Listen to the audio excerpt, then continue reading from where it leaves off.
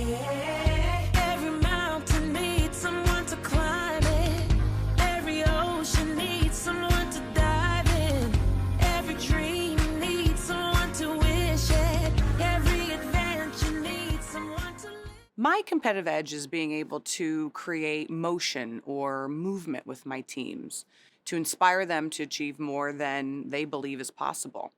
What I've learned in my career is that to do this, you have to first truly understand and honestly acknowledge where people are before you can ask them to either accelerate or choose a different path.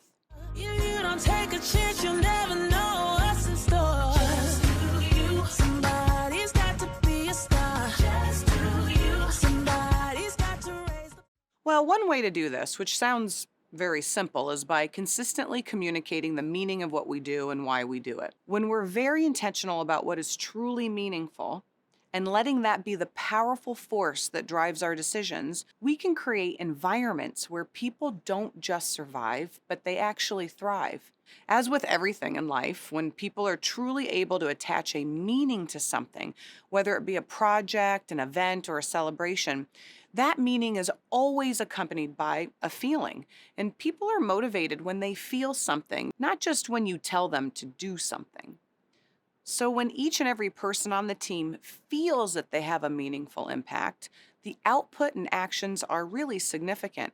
And once a team is in motion towards that goal, it's about creating an environment that is safe to elevate and to question, and also give them the resources they need to be successful in that new place. When I started at Biogen, my most senior leaders were 75% male and only 25% female. Through a lot of hard work and time, we achieved our goal of at least 50% women and men from mid to senior leaders. We have more work to do, but we're making progress because we are grounded in a shared understanding of the impact it will have on our employees, our customers, and ultimately our patients when we achieve our vision. So what you waiting on? Who you waiting for? You don't take a chance, you'll never know what's in store. Just do you. Somebody's got to be a star. Just do you. The negative voice in our head can creep in and convince us either you're not good enough, you won't be liked, or you don't have the skills you need. You know, I was a diver in college, and it was really good training for deflecting that negative self-talk because it's a dangerous sport. So if you let that negative talk take over, you can actually really hurt yourself. And I remember one championship meet in college. I was winning through the first few rounds, and then I failed a dive, which is extremely unusual at that level of competition. And it was in front of my family, my friends, and other competitors who I'd been competing with for several years. And I mean, I was ashamed and I was also mortified. And in that moment, I had a choice. I could continue on that path and keep beating myself up for what just happened, or I could try to block it out and focus on what was ahead of me.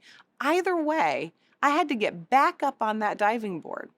And both of those choices would have had very different outcomes. However, I chose to block out the negative voice, and I ended up barely winning that competition by only a tenth of a point. The voice in our head can be the loudest one, but we need to train ourselves to resist the impulse to listen when it's so critical. If we quiet that voice, we can find the focus we need during challenging situations and direct our energy to the people and the opportunities that are in front of us.